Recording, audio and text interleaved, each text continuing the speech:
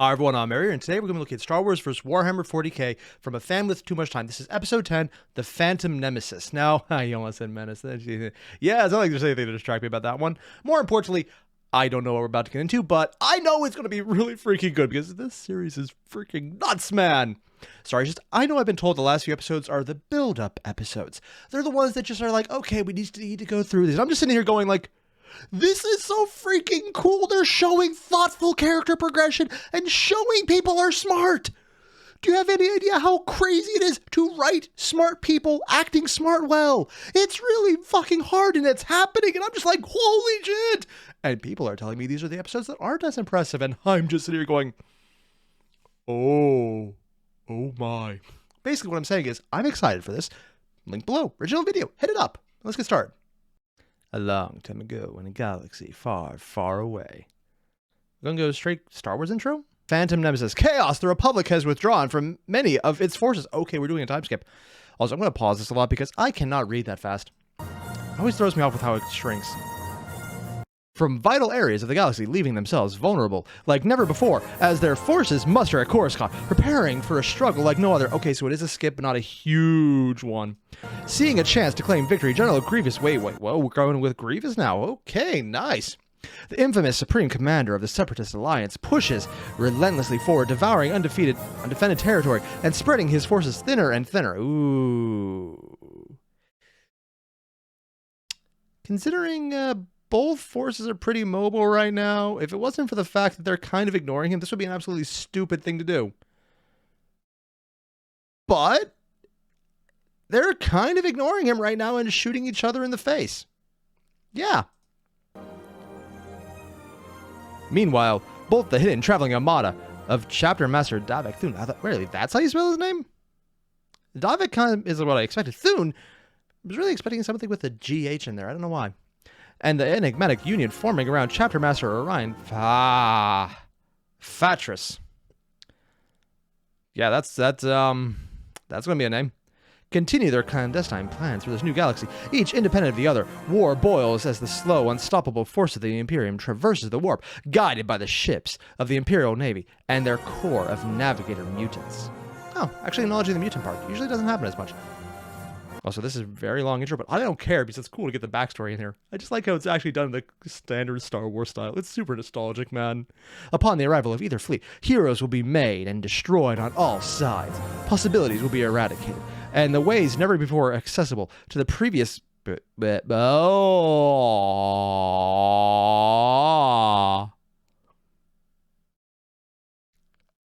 Okay, that is a change. And not for the better. Say what you want. The Imperium, being a Star Wars 40k, kills a lot of people. But they just die. There's a lot of things at 40k where just dying is the nicest possible option. Oh. Shall yawn wide as near inevitabilities. Chaos is everywhere. Oh, you're even using the C word. In this, there's more. In the Senate-ability of the Galactic Republic, fierce debates are held as the course of the war. Many fear the inevitable victory of General Grievous and the demand for redeployment of the Navy to their undefended fronts. Wait, they're actually, because they pulled back to Coruscant, which is honestly the right choice. But they probably don't believe it because all the other places are getting fucked. Honestly, this alone would probably mean the Republic is more or less doomed. Just because they will remember when it came down to it, all of them were left hanging. Others contend that the new threat is more dire, technically yes, and yet despite of 7,000 Venator Star Destroyers, which now orbit Coruscant, few, if any, comprehend the true threat.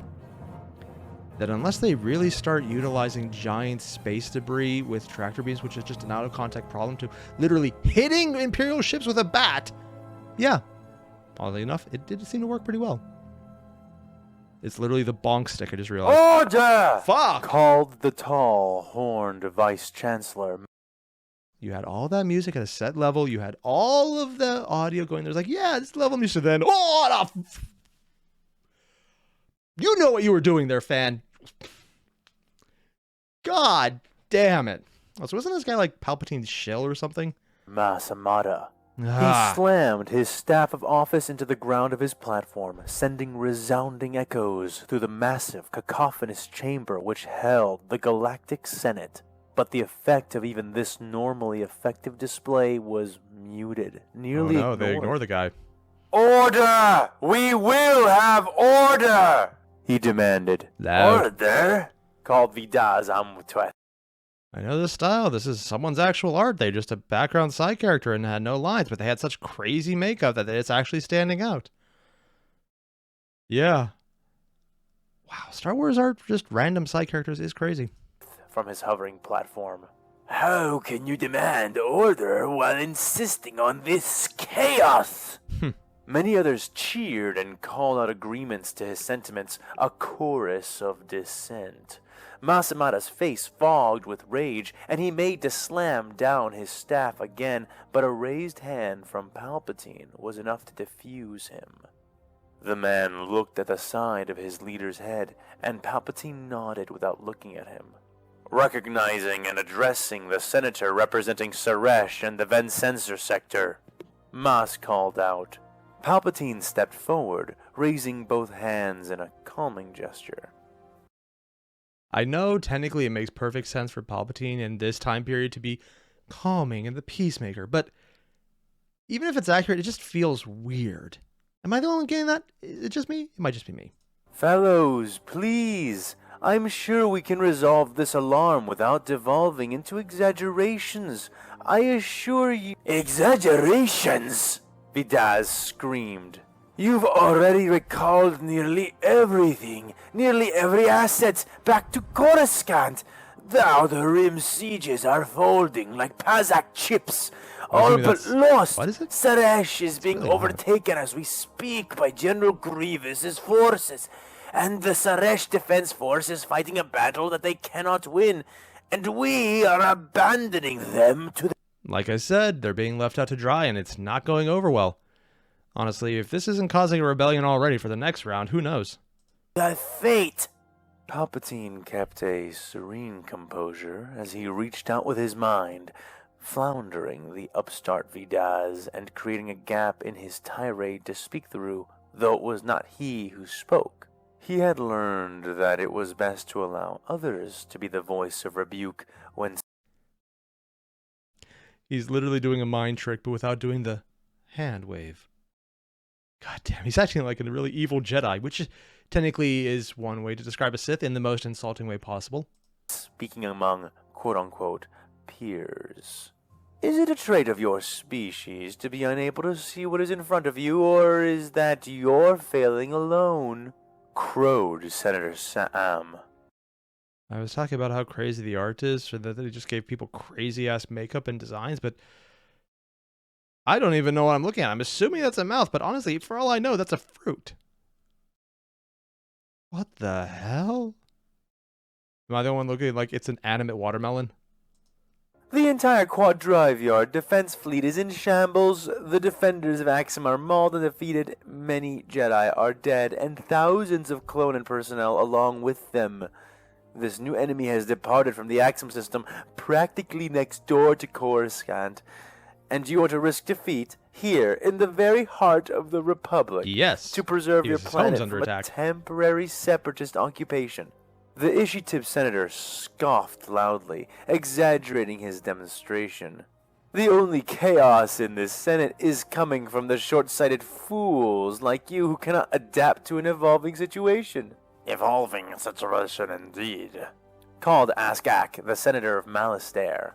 "Since when did we give the Supreme Chancellor the authority to recall so many of our forces?" he I'm honestly surprised this guy has survived long enough to ask such an obvious question. It's a Palpatine thing. I really thought this guy would already be, unfortunately, terminated due to sheer ignorance of stepping off platforms in the air without anything under them. Horrible tragedy, accident, and no one pushed him and you ignore the handprint. Asked openly. That was not good. And Sheev stifled Askak, carefully measuring his power.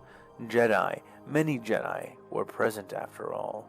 They stood in the hallways and entered down, and Sheev stifled Askak, carefully measuring his power. Jedi, Oh, so he is actually... This is something that maybe it's in the books, but at least in the movies is not touched on. Palpatine just using subtle aspects of the Force to do anything.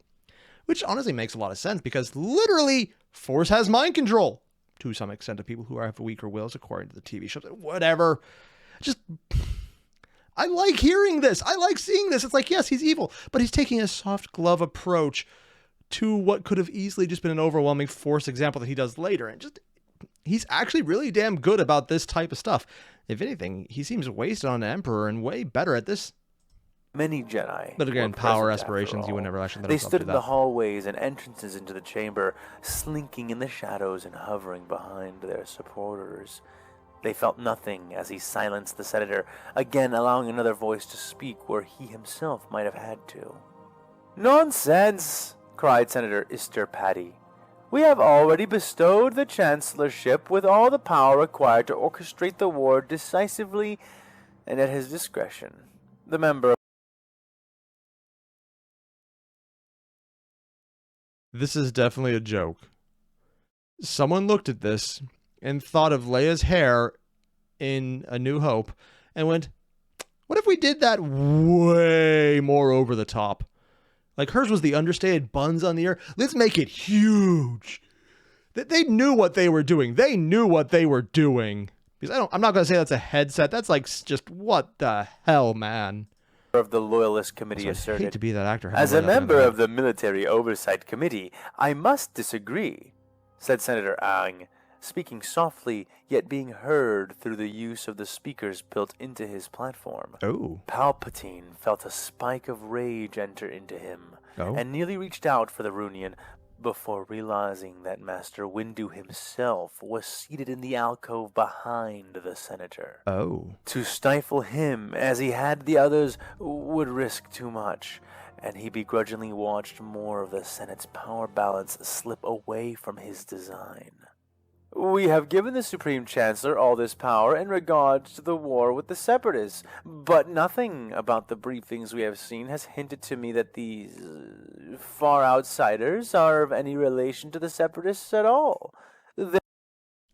I think the dumbest thing here is that they're doing the completely right thing of actually questioning the power, and we're getting to watch Palpatine lose it, both in his own mind, where he's like rage and not being able to do anything with impotence there, which is amazing to watch and massively satisfying. And like just having a Jedi there and Windu being the one to stifle him. It's like there's so many things here. I'm just like, yes, I love this. And the crazy part is they're shooting themselves in the foot by being correct. Because they're going to take power away from Palpatine. When this the only time is it a bad idea. When there's actually an enemy he wants to beat, as opposed to the Separatist, who he really just wants to prop up until they give him a good reason to take over. Literally, it's the only enemy he wants to beat. The one that they actually need their forces there to fight. And they're just doing the smart thing now. I mean, it wouldn't be smart because they wouldn't know about it, but it's smart with out-of-context information. It just...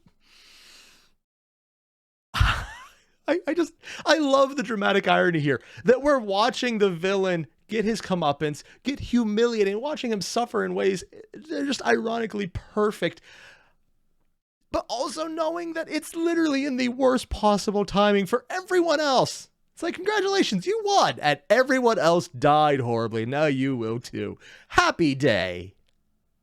Therefore, I think we need to take a vote to determine whether to include this newer conflict into his purview." What? "Order! None of you have been recognized to speak. We will have order in this Senate," Must be the Clone Wars Masamada versions. shouted, his staff banging like What's an with all the oversized puffy arms? gavel. "My friends," Palpatine said, beginning again, "surely you realize that this conflict must not be victim to indecision. Already I have put together a special task force to examine and advise It on made it these worse. Outsiders. Technically. And as Only any half of worse. you would do, I am acting in accordance to their advice. But I must be allowed to act freely, or neither of these wars will end favorably," he said. He longed to use his powers openly, to bend these unruly cretins to his will. But the time had not yet come, And that's the part of Palpatine that I think really is his biggest weakness, the sheer arrogance there. Just like, I don't need to play to them. I can just do what I want. Which is always how he gets his ass kicked in all of the media and all of the variations. Canon, Disney, previous iterations, I think Legends. It's always what gets him. Because honestly, he's really damn good at the subtle stuff. He just doesn't like doing the subtle stuff if the other option is available. Also, it's the double speak. It's like, we need the favorable outcome. They think Republic surviving, not losing the war. Palpatine's like, me in charge and everyone else dead or dying or listening to me because they're under my boot. The meanings are so different, and yet it's exactly the words everyone wants to hear without actually knowing what he means. And the Jedi were not yet gone. So again, he controlled his expression as countless voices rose in dissent to his words. I'm honestly surprised he didn't just suborn the Jedi in such a way that they were forced to follow a Sith legally. Hell, if they voted him Emperor, he could reveal himself to be a Sith, and they'd just be like, well, fuck.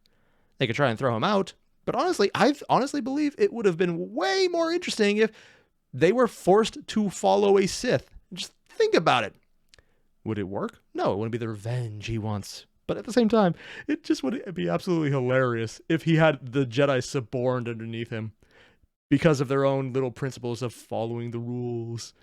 I mean, of course, the obvious reason they wouldn't do it is because people like Anakin who wouldn't follow the rules would be an issue. And of course, that's also why Anakin ended up following him, because all the bullshit not following the rules would actually work. But just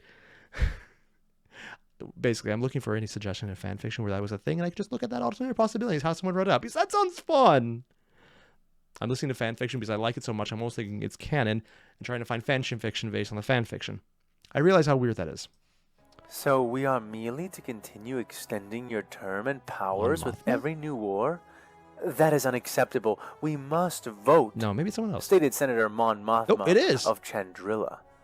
Is this the same task force that suggested allying with the separatist animals? Oh, there. Why are you even heeding that kind of advice? Shrilled Senator Neb Creep, who pointed a crooked finger at Palpatine's pulpit. The words of the two senators caused the room to stir into a fresh frenzy, and Palpatine felt himself tested as he never had been before. The Senate had been in the palm of his hands only a few weeks ago, and like I said, I love the fact that his entire plan is falling apart. The fact that it's doing it at the worst possible time for everyone else, I'll live with that. There's something absolutely just perfect about the mastermind getting fucked by their own consequences. Because all of this, half of this is his fault. Only half of the Imperium forces, technically the greater bulk of the Imperium forces following one side rather than the other, would be less murdery to him. The other side would probably still be full murdery, but that's a different thing. It's literally his own fault for instigating a good portion of it. And now they were rolling out of his control. He needed to secure a temporary alliance with the Confederacy to crush the upstarts, a prospect he had hoped would be more palatable to the Senate after the Republic's recent losses. Wait, he needs to secure it? This is in his own head. I guess maybe in this variation he has less than perfect control over it. I mean, it is kind of why he had all the leaders of the Senate, not the Senate, the Confederacy killed in the third movie, Revenge of the Sith, because then there would be no one left to say, oh, hey, what's going on? So technically there is some power he does control, but it's mostly him through Dooku. Still, though, I'm actually surprised they haven't got that to work yet. He has so much control, but he would need the Well, he might be able to get the CIS to go along with it, though. It's not the CIS that's the problem. It's him in... Yeah, never mind. It's this side that's giving him a problem, not the CIS, probably. But again, he found his own effectiveness getting in the way of his plans. The Senate had been divided and polarized by design to keep them weak beneath him. Because if they don't agree on anything, they don't actually disagree with you. Resist him as he used his emergency powers to shape the cradle of his nascent empire. But what once had served as his protection was now a determined fetter, one he was... I love this. Sorry, I've already said I love it when his own machinations kick him in the ass. I'm just loving this even more. Especially because it's like, yeah, I'll make them useless by making sure that they're more at each other's throat than anywhere else, so I can just do whatever I want. And now that he actually needs them to do something, they're still at each other's throat like he liked it. This is just a treat. This is an absolute treat. Not certain he could overcome in time. And But you don't got to add time. fuel to the growing fire, Dooku was having an even harder time on his end. Oh? As the Republic pulled back, the Confederacy advanced, and none of the senators and interests of that side had any intention of backing down now that they were on the winning foot. Huh. I'm actually surprised about Dooku having issues there. I was always under the impression he had way more power. Granted, again, I haven't seen Clone Wars. I could be very off base here, and it sounds like I am. Huh. All talk of an alliance with the Republic, even a temporary one, had been laughed out of what passed for a Senate among the Separatists, just as General Grievous delivered his report on his latest uncontested conquest. And General Grievous ruins it for Palpatine by actually being competent and winning. Oh. This just gets better and better. Sheev suspected, from what he sensed, that they were in for a rude awakening. Yeah. But even if they did fall into line, it would be meaningless unless the Republic was willing to extend an olive branch. And after 4 years of stoking the flames... I just realized what this art reminds me of. I'm pretty sure it's based around the same style as both the British Parliament, and which was then reused in a Battletech Parliament as well, I think for Merrick. I think this is similar to what actual British Parliament looks like, though. So it's probably based on what Merrick was, or Merrick was based on that. But just cool style. Also showing the variations just on how that's different. ...of resentment and hatred. The would-be emperor now found the momentum which should have made his empire and plan, all but inevitable, was now the same force jeopardizing everything. Yep. The rage such a thing inspired That it's within his him own fault. nearly had the master of the dark side raising his voice as the many influences of the Senate struggled for the right to be heard.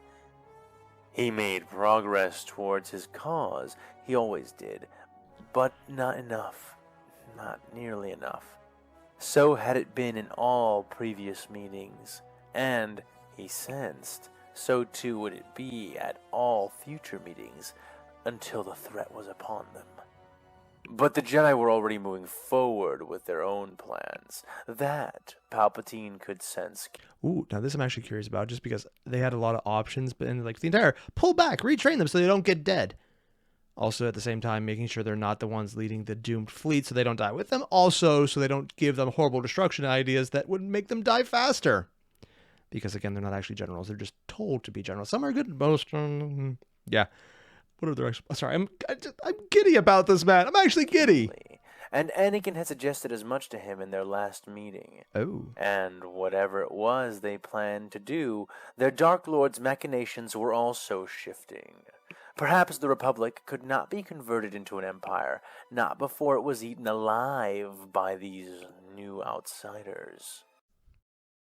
I love that they chose the evilest looking Palpatine face possible. The sheer malevolence on it is perfect. Also, they're saying it right as he's like, maybe I need to let them all die and then rebuild the Empire from the ashes of the Republic. Which, honestly, as far as PR goes, is probably going to piss people off a lot less. It might actually make a very strong basis overall going forward.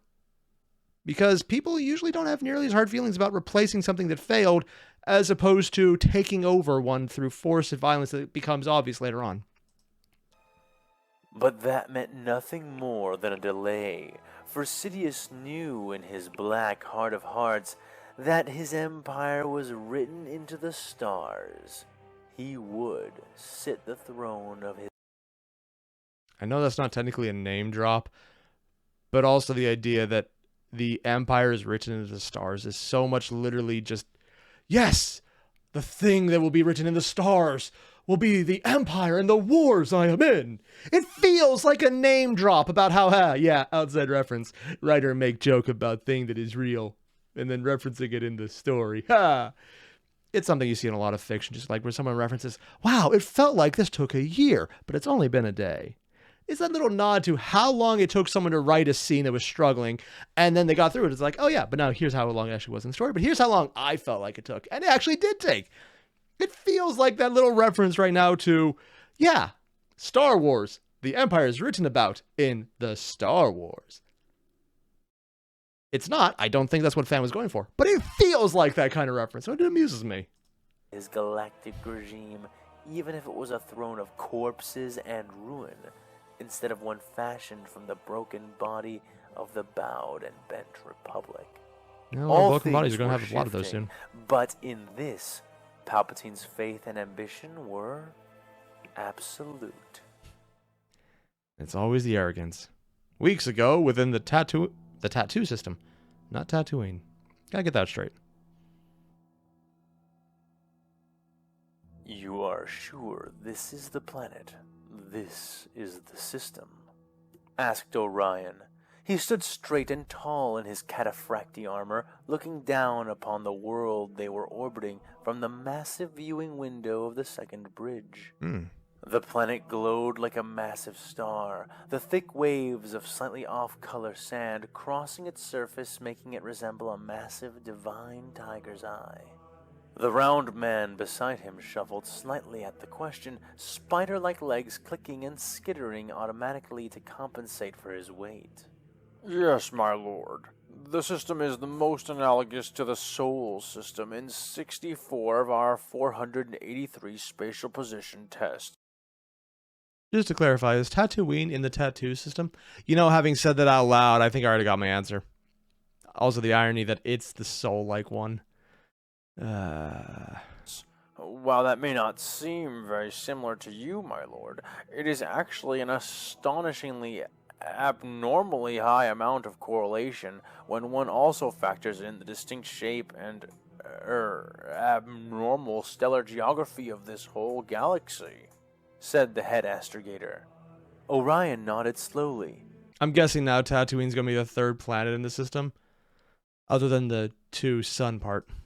And you are sure that it is habitable? He asked, a bit more skeptically. To be fair, it's probably about as habitable as Terra is without all the machines making it so. And making it so is a very loose term, considering it's an ecumenopolis. I think I'm using that word right. This time.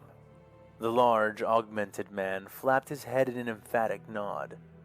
Yes, the oxygen level is well within Imperial tolerance ratings. Your tolerances are rich shit, in though. Moisture at high altitudes.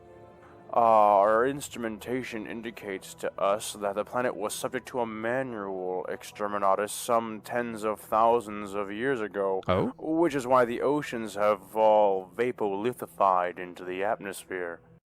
Oh? I'm assuming they're talking about Tatooine, but I could be mistaken. Also, I don't know anything about Tatooine's past. What the hell? Seriously, if anyone knows what went on, I never even thought to ask this. I was like, desert planet, I won't look it up. It's not really that interesting. Apparently, it was that interesting? What the hell did I miss? And what are these things? I'm assuming they're Sith because it has the general Sith design philosophy. Balls with legs. We suspect it is that, paired with the silica content of the sands, which is causing the planet to glow as much as it does. And the scions of the Adeptus Mechanicus have been proving most compliant with our requests. Again, Orion nodded, not looking away. Air and water. Will that be enough? The old space. It's more than they usually get. Oh, of course it will be, Master Phaedrus. Our hydroponics and vat farms are run-of-the-mill technologies, long mastered by the tech priests of all the worlds we have adopted into the fold. You are not condemning them, my lord. You are giving them a great honor. He was far from familiar enough to reach out and lay a hand upon Orion's shoulder, but the chapter master felt the sentiment and smiled, though only slightly. They had trillions of people to safeguard, and most... This is a dynamic between them that I was not expecting. I was thinking chapter master non-Astartes groveling. I know that Orion can do gracious. He can do charm. Granted, charm with the knowledge that both parties involved are aware I could crush you literally with my pinky and it wouldn't even be hard. But this guy is being ingratiating and almost fatherly. And maybe I'm misreading it, but or are they talking about what Orion was doing to him? No, because he's saying that Orion is doing a service to them to save them by talking up the planet.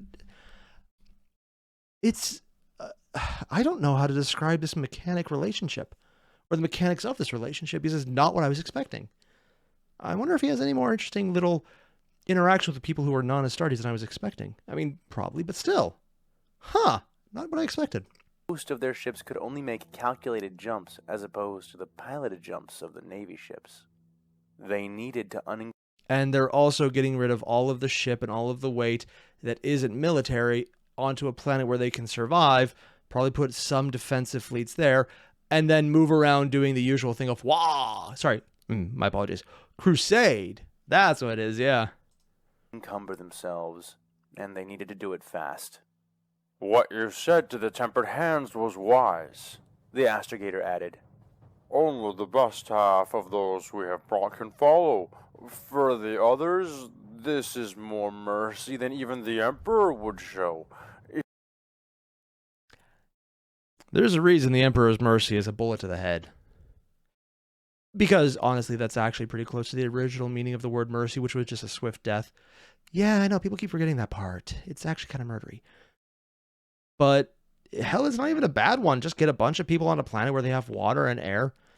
It's generally probably safer than most planets in the Imperium. There's only a few massive things that will try and kill you that you could have easily avoid. Sandworms, well, it depends how big Sarlaccs are, and Tusken Raiders, which honestly are not even going to be a thing. If this is Tatooine like I think it is. Also, the irony of Anakin learning that his home planet that he hates because sand is taken over by his enemy. And it's like, so do I just leave him there? Do I want to get them off? I mean, why don't we just leave them there? I mean, it's a better option. If we're lucky, maybe they'll blow themselves up and the planet too. Oh, could they blow up the planet? Yeah, it's going to be really funny when he finds that out. Here, they will have a chance. Their supplies will last them until they can finish construction of their water towers, and everything else will naturally flow from there. These were Joking aside, if you have enough liquid water that you can use, and specifically is an H2O mix that is non-salinic and actually consumable, if you have the way just to build algae in it, you can do a lot of work just with that alone. It might not be tasty, but at least base calories, and algae grows in water really damn fast. Will it be tasty? No. But it gives you a lot of ways just to do some base level stuff with that shit. In the Imperium, that's probably safer than corpse starch. Small amount of comfort the astrogator had imparted onto Orion, for he knew those words to be only technically true. But If the settlers found their way to a proper location quickly, if nothing delayed their construction, and no disaster of any kind struck, then maybe the supplies they had would be enough. so in other words, they have just enough for perfection, but they're not going to get a perfection. He's aware that's why people are going to die horribly. Which, to be completely fair, it's still better than most people in the Imperium after this kind of shithole. And by shithole, I mean Tyranids just came after them, and they're worried about starving to death rather than Tyranid. Yeah, I mean, it's horrible, but it's actually still a better option than a lot of options they usually get. But unless the Emperor truly was a god, and truly did bless these people, there wasn't a chance of that happening in Orion. Oh. Enough. But unless the Emperor truly was a god, and truly did bless these people, there wasn't a chance of that happening in Orion's. Well, now. For as much as the other chapter, like, I guess not the other chapter, but the other main chapter force is the hyper-religious all-god emperor praise be, I wasn't sure how religious Orion was, and apparently we just confirmed he ain't. He's aware of it, and he don't believe it because you don't usually have non-fanaticism when you're a religious person in the 40k thing. You either are or you're eaten by something usually. Unless you're a Space Marine, when you can get away with that. But just getting confirmation of, no, yeah, sure, if he's an actual god, these people are definitely going to be fine. Short of that, we all know it's not the case. That's confirmation right there. And considering we're talking about getting connected back in, oh my. I don't know what the implications could be, but considering faith and belief in the Emperor is actually a way to protect yourself from the warp, and there was the C word dropped at the end of that preamble,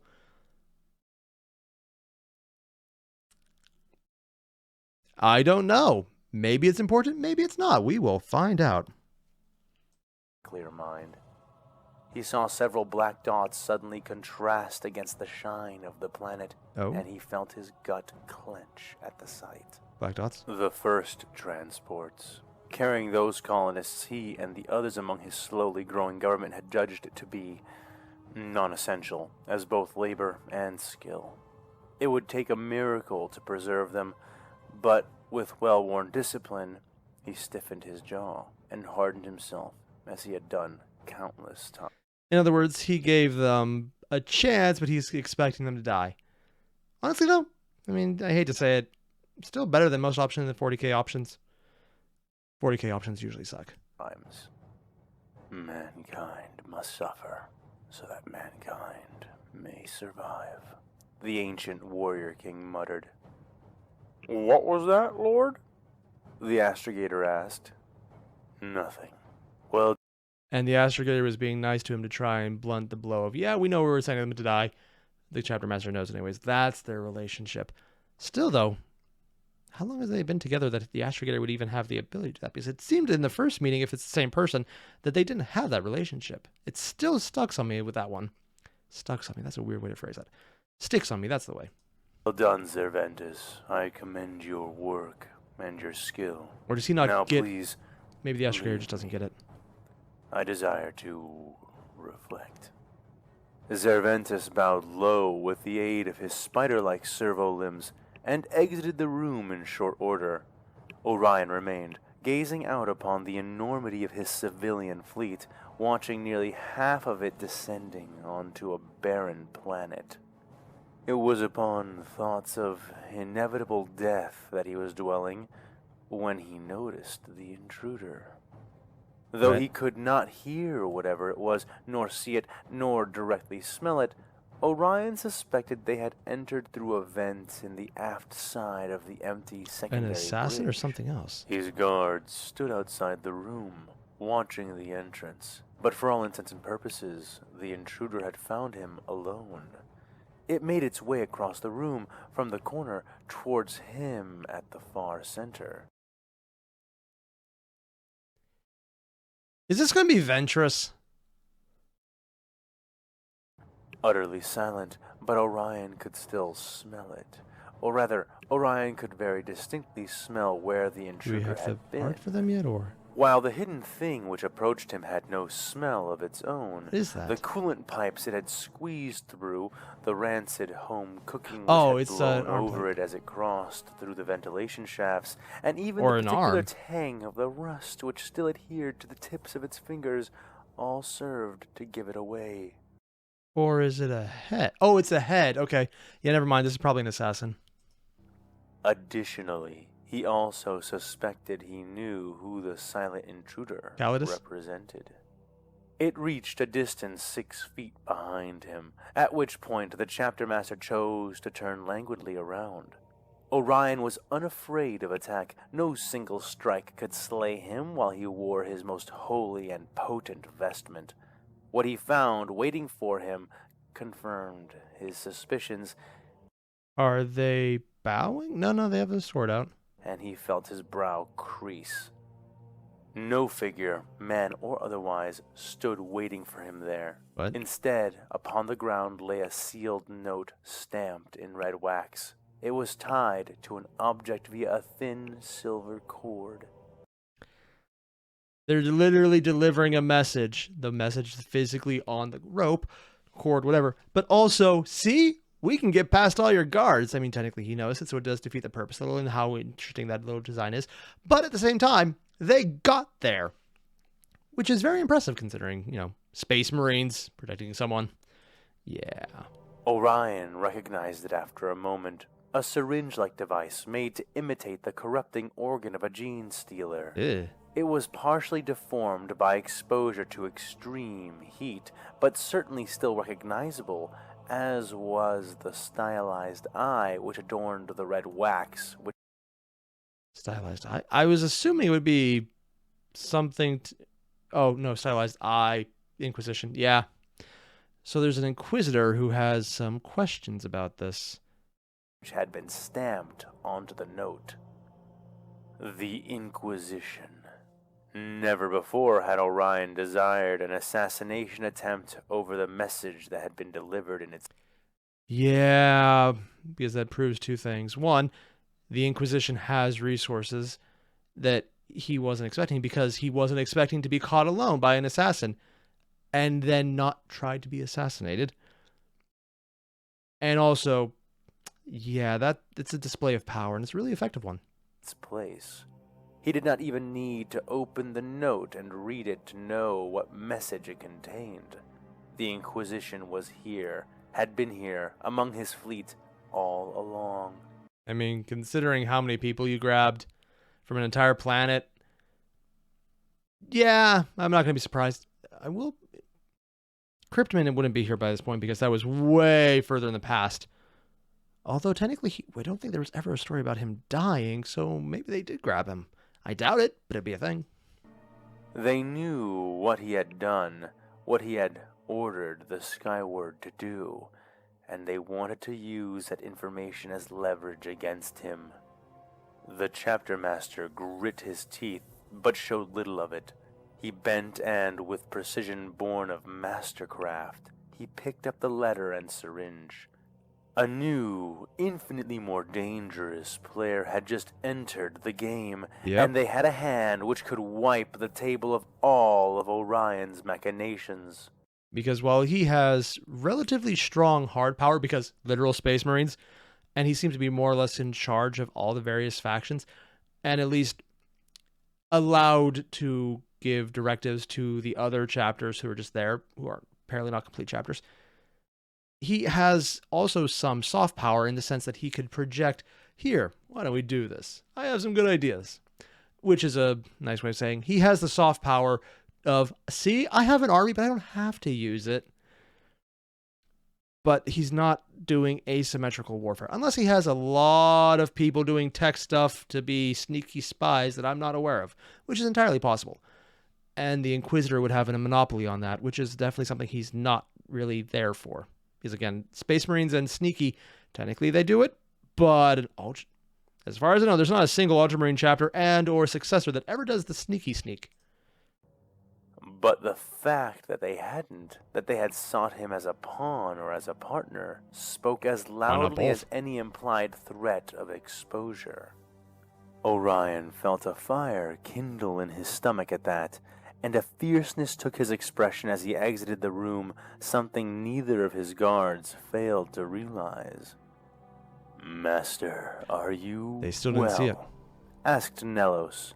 Orion smiled at the man, a visage which nearly stunned the veteran, who, after a brief pause, smiled in response. "A challenge, then?" Orion nodded, his smile... I don't even know what this art's going to be about, but the smile.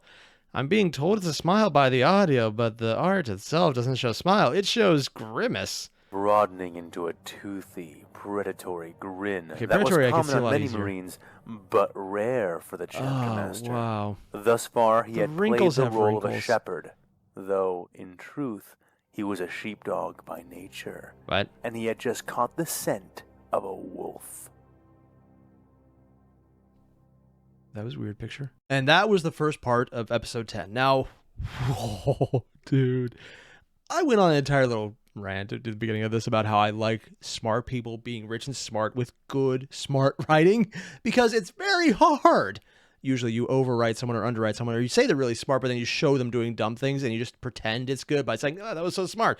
And the audience realizes it's not and it falls apart. Or you basically have to do the Sherlock option and write it from someone who's not a smart perspective, so you don't have to explain things, you just hope that there's enough to get around it.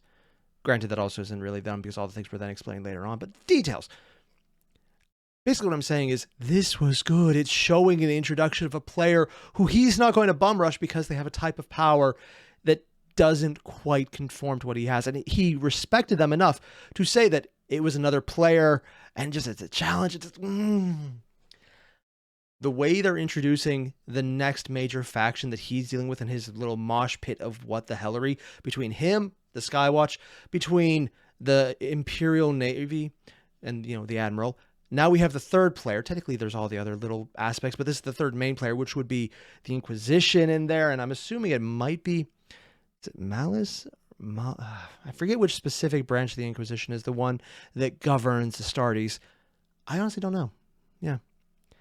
I know Xenos is aliens, and that would make sense to be there considering Tyranids, but I would, you know, who knows? Maybe it is, maybe it isn't. I don't know.